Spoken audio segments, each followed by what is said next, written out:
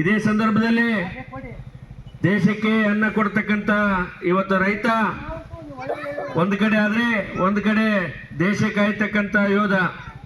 ಬೆಳಗ್ಗೆ ಏಳುವಾಗ ರೈತನನ್ನು ನೆನೆಯಬೇಕು, ರಾತ್ರಿ ಮಲಗುವಾಗ ಯೋಧರನ್ನು ಸ್ಮರಿಸಬೇಕಂತಾರ. ಯಾಕಂದ್ರೆ ಇವತ್ತು ದೇಶ ಕಾಯ್ತಕ್ಕಂಥದ್ದು ಯೋಧರು, ಅದು ರೈತರ ಮಕ್ಕಳು.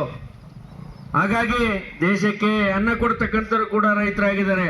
ಹಾಗಾಗಿ ಇವತ್ತೇನು ರಾಜ್ಯ ಮತ್ತು ಕೇಂದ್ರ ಸರ್ಕಾರಗಳು ಇವತ್ತು ಜನರ ಮತ್ತು ರೈತನ ಬದುಕನ್ನು ಇವತ್ತು ಬೀದಿಗೆ ತರುವಂತ ಕೆಲಸ ಆಗ್ತಾ ಇದೆ. ಹಾಗಾಗಿ ಇವತ್ತೇನು ಪ್ರತಿ ಒಂದು ಗ್ರಾಮದಲ್ಲಿ ಇವತ್ತು ರೈತ ಸಂಘಟನೆ ಸ್ಥಾಪನೆ ಆಗ್ತಾ ಇದೆ. ಈಗೇನು ಹಿಂದೆ ನಮ್ಮ ಹಿರಿಯರ ಮಾರ್ಗದರ್ಶನಂತೆ ಪ್ರೊಫೆಸರ್ ನಂಜುಂಡಸ್ವಾಮಿ ಅವರ ಇವತ್ತೇನು ಅವರ ಪುತ್ರರಾಗಿರ್ತಕ್ಕಂಥ ಪಚ್ಚ ನಂಜುಂಡಸ್ವಾಮಿ ಅವರ ಅಧ್ಯಕ್ಷತೆಯಲ್ಲಿ ಸುಮಾರು ರಾಜ್ಯದಲ್ಲಿ ಎಲ್ಲ ಗ್ರಾಮ ಪಂಚಾಯತಿ 6,400 ಅಧಿಕ ಪಂಚಾಯತಿಗಳಲ್ಲಿ ಈಗಾಗಲೇ ರೈತ ಸಂಘಟನೆ ಸ್ಥಾಪನೆಯಾಗಿದೆ.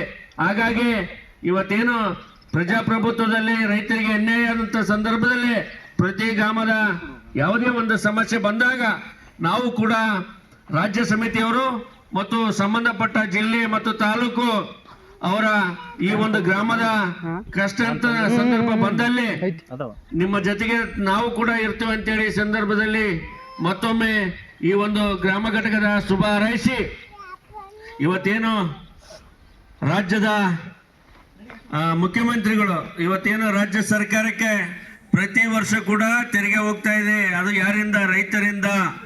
4 ಲಕ್ಷ ಕೋಟಿ ರೂಪಾಯಿ ಇವತ್ತು ರಾಜ್ಯದ ಬಜೆಟ್ ಇದೆ. ಆ ಬಜೆಟ್ನಲ್ಲಿ ನಿಮ್ಮ ಗ್ರಾಮದ ಕೂಡ ಪಾಲಿದೆ. ಇದು ನೀವೆಲ್ಲ ತಿಳ್ಕೊಬೇಕಾಗಿದೆ. ರಾಜ್ಯದ ಬಜೆಟ್ನಲ್ಲಿ ನಿಮ್ಮ ಗ್ರಾಮದ ಕೂಡ ಪಾಲಿದೆ. ಇವತ್ತೇನು ರಾಜ್ಯದ ಬಜೆಟ್ 4 ಲಕ್ಷ ಕೋಟಿ ಇದೆ. ಇವತ್ತು ಈ ಗ್ರಾಮಕ್ಕೆ ಈ ನಿಮ್ಮಿಂದ ಪಡೆದಿರ್ತಕ್ಕಂಥ ಭೂಮಿಯಿಂದ ಮತ್ತು ಬೆಳೆಗಳ ಬೈ ಪ್ರಾಡಕ್ಟ್ ಇಂದ ನೀವು ಏನು ಖರ್ಚು ವೆಚ್ಚಗಳನ್ನು ಮಾಡೋದ್ರ ನಿಟ್ಟಿನಲ್ಲಿ ಇವತ್ತೇನು ರಾಜ್ಯ ಸರ್ಕಾರಕ್ಕೆ ಮತ್ತು ಕೇಂದ್ರ ಸರ್ಕಾರಕ್ಕೆ ತೆರಿಗೆ ಹೋಗ್ತಕ್ಕಂಥದ್ದಾಗಿದೆ. ಹಾಗಾಗಿ ಇವತ್ತೇನು ರಾಜ್ಯದ ಮುಖ್ಯಮಂತ್ರಿಗಳು ಇವತ್ತು ರೈತರನ್ನ ಕಡೆಗಣಿಸುವಂತ ನಿಟ್ಟಿನಲ್ಲಿ ಇವತ್ತೇನು ರಾಜ್ಯ ಬಹಳ ಆಳುತ್ತಕ್ಕಂಥದ್ದಾಗಿದೆ. ಇವತ್ತೇನು ಪ್ರೀ ಗ್ಯಾರಂಟಿ 5ಗಳನ್ನು ಕೊಟ್ಟಿದ್ದಾರೆ. ನಮಗೆ ಕೂಡ ರೈತರಿಗೆ ಒಂದು ಉಚಿತ ಗ್ಯಾರಂಟಿ ಕೊಡ್ರಿ. ಇವತ್ತೇನು ಈ ಭಾಗದ ಈ ಕಲ್ಯಾಣ ಕರ್ನಾಟಕದ ಭಾಗದ ರೈತರಿಗೆ ಬಹಳಷ್ಟು ತೊಂದರೆ ಆಗ್ತಾ ಇದೆ. ಒಂದು ಕಡೆ ರಾಜ್ಯದ ಕೇಂದ್ರ ಬಿಂದು ಆಗಿರ್ತಕ್ಕಂಥ ಇವತ್ತು ಈ ಭಾಗದ ಜೀವನಾಡಿ ಆಗಿರ್ತಕ್ಕಂಥ ಇವತ್ತು ತುಂಗಭದ್ರಾ ಜಲಾಶಯ ಇವತ್ತು ಕ್ರಸ್ಟ್-ಗೇಟ್ಗಳನ್ನು ಅಳವಡಿಸತಕ್ಕಂಥದ್ದು ಬಹಳ ವಿಳಂಬ ಆಗ್ತಾ ಇದೆ. ಹಾಗಾಗಿ ಇವತ್ತೇನು ಕೊಪ್ಪಳ, ರಾಯಚೂರು, ವಿಜಯನಗರ, ಬಳ್ಳಾರಿ ಸೇರಿದಂತೆ 4 ಜಿಲ್ಲೆಯ ಜೀವನಾಡಿ ಆಗಿದೆ. ಇಂಥ ತುಂಗಭದ್ರವನ್ನು ಹೊಸ ಜಲಾಶಯ ನಿಮ್ಮ ಯೋಗ್ಯತೆಗೆ ಕಟ್ಟಕ್ಕಂತೂ ಆಗಲ್ಲ. ಇದ್ದ ಜಲಾಶಯನ ಉಳಿಸುವಂತ ನಿಟ್ಟಿನಲ್ಲಿ ಇವತ್ತು ರಾಜ್ಯ ಸರ್ಕಾರ ಮಾಡಬೇಕಾಗಿದೆ. ಹಾಗಾಗಿ ಇವತ್ತೇನು ಈ ರಸ್ತೆ ಮುಖಾಂತರವಾಗಿ ಈ ಗ್ರಾಮಕ್ಕೆ ಬರುವತ್ನಾಗ ಇಲ್ಲಿ ಫಾರೆಸ್ಟ್ನರ್ ತೊಂದರೆಯನ್ನು ಕೊಟ್ಟಿದ್ದಾರೆ. ಈ ಗ್ರಾಮಕ್ಕೆ ಇದುವರೆಗೆ ಬಸ್ಸು ಕೂಡ ಇಲ್ಲ. ಹಾಗಾಗಿ ಇಲ್ಲಿರ್ತಕ್ಕಂಥ ಸ್ಥಳೀಯ ಶಾಸಕರಾಗಿರ್ತಕ್ಕಂಥ ದೊಡ್ಡನಗೌಡರು ಅವರು ಇದಕ್ಕೆ ಪರ್ಯಾಯ ವ್ಯವಸ್ಥೆಯನ್ನು ಮಾಡಬೇಕು.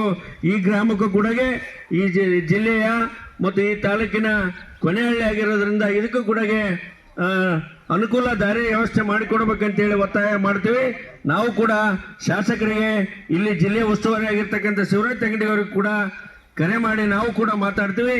ನೀವು ಇವತ್ತೇನು ಗ್ರಾಮದ ವತಿಯಿಂದ ನೀವು ಒಂದು ಮನವಿಯನ್ನು ಶಾಸಕರಿಗೆ ಮತ್ತು ಮಂತ್ರಿಗಳಿಗೆ ಕೊಡ್ರಿ.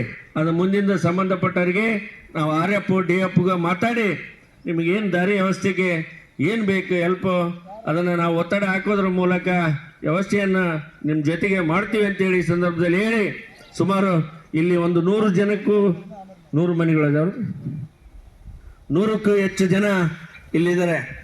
ಕೇಂದ್ರದ ಪ್ರಧಾನಮಂತ್ರಿ ಕೂಡ ಓಟು ಕೊಡ್ತಕ್ಕಂಥ ಇದೇ ಗ್ರಾಮ, ರಾಜ್ಯದ ಮುಖ್ಯಮಂತ್ರಿಗೆ ಕೊಡ್ತಕ್ಕಂಥದ್ದು ಇದೇ ಗ್ರಾಮ, ಜಿಲ್ಲೆಯ ಉಸ್ತುವಾರಿ ಸಚಿವರಿಗೆ ಮತ ಕೊಡ್ತಕ್ಕಂಥದ್ದು ಇದೇ ಗ್ರಾಮ. ಹಾಗಾಗಿ ಪ್ರತಿಯೊಂದನ್ನು ನಮ್ಮಿಂದ ಪಡೆದಿರ್ತಕ್ಕಂಥ ನೀವು ಇವತ್ತು ಐಷಾರಾಮಿ AC ರೂಮ್ನಲ್ಲಿ ಮನೆ ಮುಂದೆ ಪಾರ್ಕು, ರಸ್ತೆಗಳು, ನ್ಯಾಷನಲ್ ಹೈವೇಗಳನ್ನು ನೀವು ಮಾಡ್ಕೊಂತ ಹೋಗ್ತಾ ಇದ್ರಿ.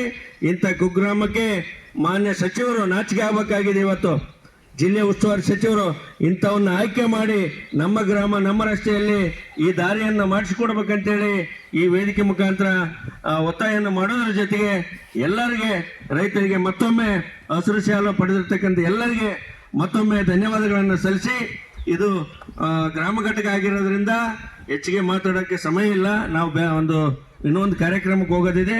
ಹಾಗಾಗಿ ಇನ್ನೊಂದು ಸಂದರ್ಭದಲ್ಲಿ ನಿಮ್ಮೂರಲ್ಲಿ ದೊಡ್ಡ ಕಾರ್ಯಕ್ರಮವನ್ನು ಮಾಡಿ ಅಲ್ಲೆಲ್ಲರೂ ಕೂಡ ಭಾಳ ವಿಸ್ತಾರವಾಗಿ ಮಾತನಾಡೋದಕ್ಕೆ ಇನ್ನೂ ಭಾಳಷ್ಟು ಅವಕಾಶಗಳಿದೆ. ಹಾಗಾಗಿ ಪ್ರತಿಯೊಬ್ಬರು ಇವತ್ತೇನು ಹಸಿರು ಶಾಲು ದೀಕ್ಷೆ ಪಡೆದಿರ್ತಕ್ಕಂಥರು ಒಂದಾಗಿ ಇವತ್ತೇನು ನಮ್ಮ ಜಿಲ್ಲೆಯಲ್ಲಿ, ರಾಜ್ಯದಲ್ಲಿ ಮತ್ತು ಬೆಳಗಾವಿ ಸುವರ್ಣಸೌಧ ಮತ್ತು ಬೆಂಗಳೂರು ವಿಧಾನಸೌಧ ಮುತ್ತಿಗೆ ಅಂತ ಸಂದರ್ಭದಲ್ಲಿ ನಿಮ್ಮೆಲ್ಲರ ಸಹಕಾರ ಶಕ್ತಿ ಬೇಕಂತೇಳಿ ಹಾರೈಸಿ ಮತ್ತೊಮ್ಮೆ ಈ ಗ್ರಾಮ ಘಟಕದ ಗದ್ದಲಹಟ್ಟಿ ಗ್ರಾಮದ ಎಲ್ಲ ರೈತ ಬಾಂಧವರಿಗೆ, ರೈತ ಮಹಿಳೆಯರಿಗೆ ಎಲ್ಲರಿಗೆ ಮತ್ತೊಮ್ಮೆ ಅಭಿನಂದನೆಗಳನ್ನು ಸಲ್ಲಿಸ್ತಾ ಇದ್ದೀವಿ.